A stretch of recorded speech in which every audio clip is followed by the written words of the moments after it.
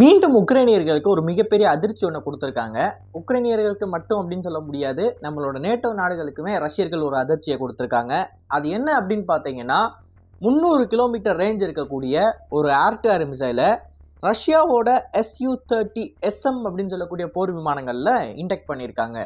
So இன்னைக்கான காணொலியில் இந்த ஒரு ஏவுகணை கூடுதலாக இந்த ஃபைட்டர் ஜெட் பிளாட்ஃபார்ம் அப்படின்றது உக்ரைனியர்களுக்கு எப்படிப்பட்ட தலைவலியை ஏற்படுத்தும், கூடுதலாக இந்த F-16 போர் விமானங்களை அவங்க இயக்க முடியாமல் செய்கிறதுக்கான முக்கியமான காரணங்கள் என்ன அப்படின்றத தெளிவாக இந்த காணொலியில் பார்க்க போகிறோம். நான் உங்கள் ஆகாஷ், தமிழ் பொக்கிஷம் வழங்கும் டிபி டிஃபென்ஸ்.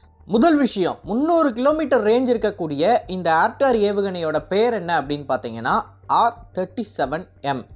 இந்த R-37 Su-35ல் ஆல்ரெடி இன்டெக்ட் பண்ணி வச்சுருக்காங்க. கூடுதலாக MiG-31 அப்படின்னு சொல்லக்கூடிய ஏர்க்ராஃப்ட்லையும் இன்டெக்ட் பண்ணி வச்சுருக்காங்க. இப்போ இந்த ரெண்டு விமானங்களின் மூலமாக மிக தொலைவில் இருக்கக்கூடிய உக்ரைனிய MiG-29 ஏர்க்ராஃப்ட்ஸை அவங்களால சுட்டுத்தள்ள முடிஞ்சிச்சு. போரோட ஆரம்பத்தில் 200 கிலோமீட்டர் தொலைவில் இருக்கிற ஏர்க்ராஃப்டை கூட இவங்க சுட்டுத்தள்ளினாங்க.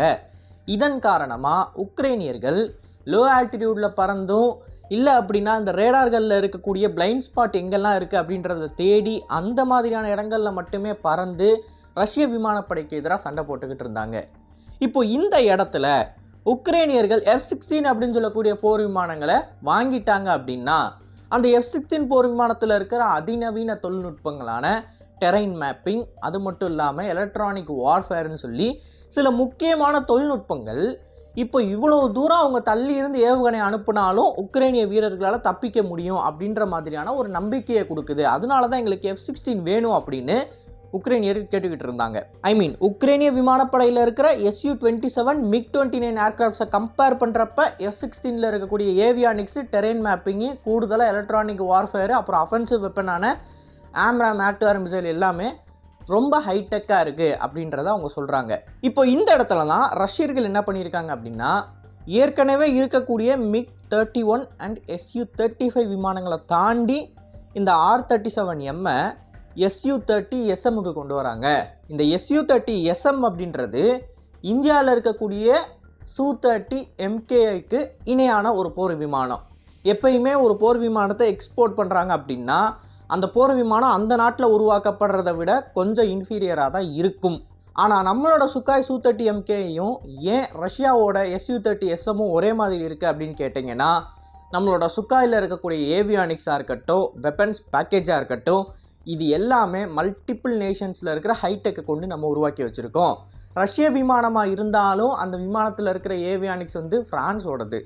ஸோ இந்த மாதிரி சில கிரிட்டிக்கலான தொழில்நுட்பங்களில் நம்ம பிற நாடுகள்லேருந்து இன்வெஸ்ட் பண்ணியிருக்கிறதுனால நம்மளோட சுக்காய் Su-30யும் ரஷ்யாவோட Su-30SM பல நேரங்களில் கேப்பபிலிட்டி வைஸ் ஒரே மாதிரி இருக்குது. அண்டு சீனாவுமே அவங்களோட அந்த Su-30 ஏர்க்ராஃப்ட்ஸில் நிறையவே இன்வெஸ்ட்மெண்ட்டையும் அப்கிரேடையும் பண்ணி வச்சுருக்காங்க. ஸோ 3 கண்ட்ரி, ரஷ்யா, இந்தியா, சீனா, 3 பேர்கிட்ட இருக்கக்கூடிய Su-30 அப்படின்னு சொல்லக்கூடிய இந்த ஒரு விமானம் மட்டும் சிமிலராக இருக்கும். இப்போது இந்த இடத்துல Su-30க்கு அவங்க என்ன பண்ணுறாங்க அப்படின்னா 300 கிலோமீட்டர் ரேஞ்ச் இருக்கிற இந்த R-37M இன்டெக்ட் பண்ணுறாங்க. இப்போது உலகம் முழுக்க இருக்கக்கூடிய டிஃபென்ஸ் அனாலிசிஸ்ட் எல்லாருக்குமே தெரியும், 300 கிலோமீட்டர் ரேஞ்சில் நீங்கள் ஒரு ஏர் டு ஏர் மிசைலை ஒரு போர் விமானத்தில் இன்டெக்ட் பண்ணுறீங்க அப்படின்னா அந்த போர் விமானத்தை கொண்டு நீங்கள் 300 கிலோமீட்டர் தொலைவில் இருக்கிற ஃபைட்டர் ஜெட்ஸை அடிக்க முடியாது அப்படின்னு. ஏன்னு சிம்பிளான கான்செப்டில் நான் சொல்கிறேன். இந்த ஏவுகணையால் 300 கிலோமீட்டர் தான் ட்ராவல் பண்ண முடியும், ஓகேங்களா? அப்படி 300 கிலோமீட்டர் தான் ட்ராவல் பண்ண முடியுன்றப்ப அந்த எதிரி ஃபைட்டர் ஜெட்டு இந்த போர் விமானத்தை நோக்கி நேருக்கு நேராக வந்துச்சுன்னா மட்டும்தான் 300 கிலோமீட்டர் ட்ராவல் பண்ணி அந்த போர் விமானத்தை அடிக்கும். இல்லை அந்த ஒரு போர் விமானம் இந்த போர் விமானத்தை விட்டு தள்ளி போகுது அப்படின்னா 300 கிலோமீட்டர் தொலைவில் இருக்கிற இந்த விமானத்துக்கும் பின்னாடி வந்துக்கிட்டு இருக்கிற இந்த விமானத்துக்கும் உண்டான இந்த டிஸ்டன்ஸ் அப்படின்றது அதிகரிச்சுக்கிட்டே போகும். ஸோ இந்த ஒரு ஏர் டு ஏர் ஏவுகணை லான்ச் பண்ணப்பட்டு அந்த விமானத்தை துரத்துறதுக்கு தேவையான எரிபொருள் இந்த ஏவுகணையில் இருக்காது. அது மட்டும் இல்லாமல் 300 கிலோமீட்டர் தள்ளி இருக்கிற டார்கெட்டை நீங்கள் அடிக்கணும்னு நினச்ச ஒரு ஏவுகணை அனுப்பிச்சிங்கன்னா சப்போஸ் அந்த டார்கெட்டை மென்யூர் பண்ணி தப்பிச்சிருச்சுன்னு வச்சுக்கோங்க, திருப்பி இந்த ஏவுகணை சுற்றிட்டு அடிக்கிறதுக்கு அதுக்கிட்ட எரிபொருள் இருக்காது. அதன் காரணமாக 300 கிலோமீட்டர் தள்ளி இருக்கிற ஒரு ஃபைட்டர் ஜெட் போர் விமானத்தை இந்த மாதிரியான ஏர் டு ஏர் ஏவுகணைகளை கொண்டு அடிக்க முடியாது. 300 கிலோமீட்டர் ரேஞ்ச் இருக்கிற ஒரு ஏர் டு ஏர் ஏவுகணையை வச்சு 150லேருந்து 180 கிலோமீட்டர் தொலைவில் இருக்கக்கூடிய ஒரு ஃபைட்டர் போர் விமானத்தை மட்டும்தான் அடிக்க முடியும். காரணம், அந்த ஃபைட்டர் போர் விமானத்தை இந்த air to air missile miss பண்ணிட்டாலும் ஃபஸ்ட் அட்டெம்ப்டில், செகண்ட் அட்டெம்ப்டில் அதை ட்ரை பண்ணும். இல்லை அப்படின்னா ஃபைட்டர் ஜெட் போர் விமானத்தை சேஸ் பண்ணி போய் அடிக்கும். ஏன்னா ஃபைட்டர் ஜெட் போர் விமானமே ரொம்ப வேகமாக பறக்கும், மார்க் 2லலாம் பறக்கும் ஆஃப்டர் பர்னர் பயன்படுத்தி. ஸோ அந்த மாதிரி தருணத்தில் சேஸ் பண்ணுறதுக்கு இந்த ஏவுகணையில் ஃபியூல் இருக்கணும். இதனால தான் நம்ம இந்த மாதிரி 300 கிலோமீட்டர் ஏர் டு ஏர் ஏவுகணையை வச்சு ஃபைட்டர் ஜெட் அடிக்க முடியாது அப்படின்னு சொல்லிக்கிட்டு இருக்கோம்.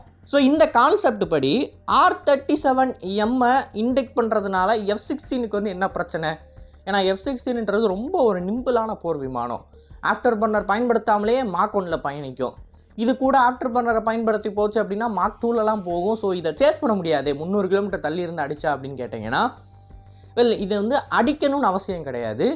உக்ரைனிய பைலட்ஸை பயமுறுத்தி விட்டாலே போதும். இப்போ உக்ரைனிய பைலட்ஸ் வந்து என்ன பண்ணிக்கிட்டு இருக்காங்க அப்படின்னா, நான் ஏற்கனவே சொன்ன மாதிரி இந்த S-400 ரேடாரில் இருக்கக்கூடிய பிளைண்ட் ஸ்பாட், எங்கெல்லாம் அந்த ரேடாரால் இன்கமிங் ஏர்கிராஃப்டை டிடெக்ட் பண்ண முடியாதோ அந்த இடத்த ஐடென்டிஃபை பண்ணி அந்த பகுதி வழியாக பறந்து போகிறாங்கன்னு ஏற்கனவே சொல்லியிருக்கேன். இது கூடவே இப்போ உக்ரைனிய பைலட்ஸ் வந்து என்ன பண்ணுறாங்க அப்படின்னா, MiG-31 ஏர்கிராஃப்ட் வானத்தில் இருந்துச்சுன்னா அந்த ஏர்கிராஃப்டோட அந்த ஏர் டு ஏர் மிசைலோட ரேஞ்சை விட்டு வெளியே பறக்க ஆரம்பிக்கிறாங்க. அந்த ஏர்கிராஃப்ட்லாம் வானத்தில் எங்கே பறக்குதுன்ற அந்த ஒரு தகவல் யார்கிட்ட இருந்து வருது? நேட்டோவோட ஏவாக்ஸ் கிட்ட இருந்து வருது. ஸோ இதை பயன்படுத்தி MiG-31 கவனத்தில் கொள்கிறாங்க, கீழே இருக்கிற S-400 கவனத்தில் கொண்டு அவங்க பிளைண்ட் ஸ்பாட்லேயே பறந்து போய்கிட்டு இருக்காங்க. இப்படி பறந்து போகிறதுனால உக்ரைனிய பைலட்ஸுக்கு இருக்கிற முக்கியமான பிரச்சனை, சப்போஸ் அவங்க ஒரு இடத்துல பாம்ஸை போடணும்னு வச்சுக்கோங்க, அந்த இடத்துல பாம்பு போடுறதுக்கு முன்னாடி அவங்க ஹை ஆல்டிடியூடுக்கு வந்தாகணும். அப்படி வர்றப்ப அந்த பகுதியில் ஒருவேளை S-400 MiG-31 இருந்துச்சு அப்படின்னா அந்த இடத்துல அவங்களால பாம்பு போட முடியலையா, திருப்பி மறுபடியும் ரிட்டர்ன் பேஸுக்கு போயிடுறாங்க. ஸோ இந்த ஏர்கிராஃப்ட்ஸ் மற்றும் சர்ஃபேஸ் டு ஏர் ஏவுகணைகள் இருக்கிற காரணத்தினாலேயே அவங்களோட வேலையை அந்த இடத்துல செய்ய முடியாமல் போகுது. இதனால தான் உக்ரைனியர்கள் வந்து மிகப்பெரிய அளவில் அவங்களோட கன்சர்ன்ஸை தெரிவிச்சிருக்காங்க R-37Mோட இண்டக்ஷனுக்கு. ரஷ்யா இந்த R-37M இந்த F-16க்கு எதிராக லான்ச் பண்ணணும் அப்படின்னு அவசியமே கிடையாது. R-37M லோட் பண்ணி Su-30SM பறக்க விட்டாலே போதும். இந்த விமானங்கள் இருக்கக்கூடிய பகுதியில் உக்ரைனியர்கள் அவங்களோட போர் விமானத்தை எடுத்துகிட்டு வர மாட்டாங்க. இப்போ இது மட்டும்தான் R-37Mோட பர்பஸா, வேறு எதுவுமே இல்லையா அப்படின்னு கேட்டிங்கன்னா, நான் வீடியோவில் ஆரம்பத்தில் சொன்ன மாதிரி இதை வச்சு ஃபைட்டர் போர் விமானத்தை தான் அடிக்க முடியாது. ஆனால் இந்த டேங்கர் ஏர்கிராஃப்ட்டு அப்புறம் இந்த ஏவேக்ஸ்லாம் பார்த்தீங்கன்னா அதோட வேகமும் கம்மி, அதால் ஏவுகணையை வந்து மென்யூரெலாம் பண்ண முடியாது, லெஃப்ட் ரைட்டுன்னு டக்குன்னு சுற்றலாம் முடியாது. அந்த ஏர்கிராஃப்ட் வந்து அவ்வளோ பெருசாக இருக்கும். ஸோ இந்த மாதிரியான விமானங்களை வந்து நீங்கள் 300 கிலோமீட்டர்கள் தொலைவிலேருந்து அடிக்க முடியும். ஏன்னா சப்போஸ் ஒரு விமானம் வந்து நேருக்கு நேராக வருது அப்படின்னு வச்சுக்கலாம், ஃபைட்டர் ஜெட்டுக்கு 300 கிலோமீட்டர் தள்ளி இருக்குன்னு. இப்போ இவங்க ஏவுகணையை லான்ச் பண்ணாலும் அந்த ஏர்கிராஃப்ட் வந்து அதோட பாதையை மாற்றுறதுக்கு ரொம்ப நேரம் ஆகும். அப்படி அந்த பாதையை மாற்றுறதுக்குள்ளே இந்த ஏவுகணை போய் அதை அடிச்சிரும். ஸோ 300 கிலோமீட்டர்கள் ரேஞ்ச் இருக்கக்கூடிய ஏர் டு ஏர் ஏவுகணைகள் எல்லாமே இந்த ஏவேக்ஸு, ஃபியூயல் டேங்கர்ஸு இந்த மாதிரியான டார்கெட்ஸ் அடிக்கிறதுக்கு மட்டுமே தான் இருக்குது. இதை தாண்டி ரஷ்யர்கள் வந்து புதுசாக இந்த ஏவுகணையை இன்னொரு விஷயத்துக்கும் பயன்படுத்தலாம் அப்படின்னு ட்ரை பண்ணிக்கிட்டு இருக்காங்க. அதுதான் உக்ரைனியர்களோட அன்மேன்டு போட்ஸு. நம்மள நிறைய பேருக்கு தெரியும், கிரீமியன் பெனின்சுலாவில் ரஷ்யாவோட பிளாக் சி ஃப்ளீட்டில் இருக்கிற ஏகப்பட்ட கப்பல்களை உக்ரைனியர்கள் சிம்பிளான இந்த அன்மேன்டு ட்ரோன்ஸை பயன்படுத்தியே மூழ்கடிச்சிருக்காங்க அப்படின்னு. அப்படிப்பட்ட இந்த அன்மேன்டு போட்ஸ் எல்லாத்தையுமே அடிக்கிறதுக்கு ரஷ்யர்களுக்கு ஒரு முறை ஒன்று தேவைப்படுது. சில இடங்களில் ரொம்ப கிரிட்டிக்கலாக இருக்கக்கூடிய டார்கெட்ஸை பாதுகாக்கிறதுக்காண்டி அவங்க கொஞ்சம் காஸ்ட்லியான ஏவுகணையை பயன்படுத்தினாலும் பரவாயில்ல, எனக்கு அந்த போட்டு காலியானால் போதும் அப்படின்னு சொல்லி நினைக்கிறாங்க. அப்படிப்பட்ட ரோலுக்கு இந்த R-37M பயன்படுத்த முடியும்னு சொல்லி ட்ரை பண்ணிக்கிட்டு இருக்காங்க. ஸோ ரஷ்யர்கள் வந்து ஒரே நேரத்தில் உக்ரைனிய விமானப்படையையும் அவங்க பறக்க விடாமல் பார்த்துக்கிறாங்க, கூடுதலாக இந்த உக்ரைனியன் அன்மேன்டு போட்ஸையும் அழிக்கிறதுக்காண்டி இந்த R-37M பயன்படுத்த போகிறாங்க. அதாவது மேலேருந்து கீழே இந்த ஏவுகணை வரும், ஏர் டு ஏர் இல்லாமல் ஏர் டு சர்ஃபேஸும் கூட நம்ம சொல்லலாம். அப்படிப்பட்ட ரோலை இந்த ஏவுகணை பண்ணணும்னா அந்த சின்ன அன்மேன்டு போட்டை வந்து சரியாக டார்கெட் பண்ணி அடிக்கிற மாதிரியான ஒரு சீக்கர் இவங்களுக்கு தேவைப்படுது.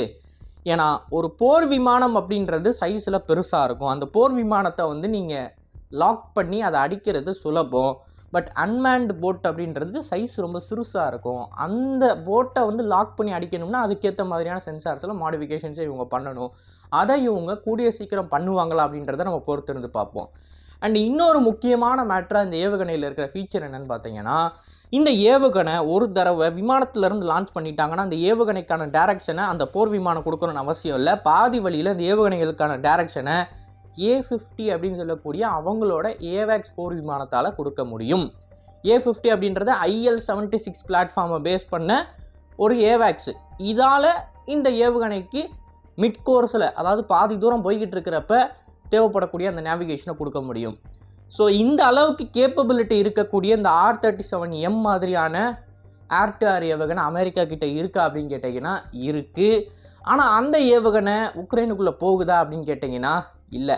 இப்போதைக்கு அமெரிக்கர்களோட கருத்துப்படி ஆம்ராமில் 120 கிலோமீட்டர் ரேஞ்ச் இருக்கக்கூடிய ஒரு ஏர் டு ஏர் ஏவுகணை மட்டும்தான் போய்கிட்டு இருக்கு.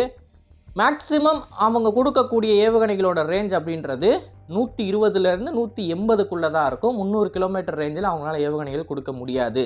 சப்போஸ் 300 கிலோமீட்டரில் ஏவுகணைகள் கொடுத்தாங்க அப்படின்னா உக்ரைனியர்களால் இந்த ரஷ்யாவோட A50 அப்படின்னு சொல்லக்கூடிய ஏவேக்ஸை டார்கெட் பண்ண முடியும். அப்படி கொடுத்தாங்கன்னா ரஷ்யர்களுக்கு ஒரு டெட்லியான ஆப்போனண்ட்டாக இந்த F-16 மாறுறதுக்கு வாய்ப்பு இருக்குது.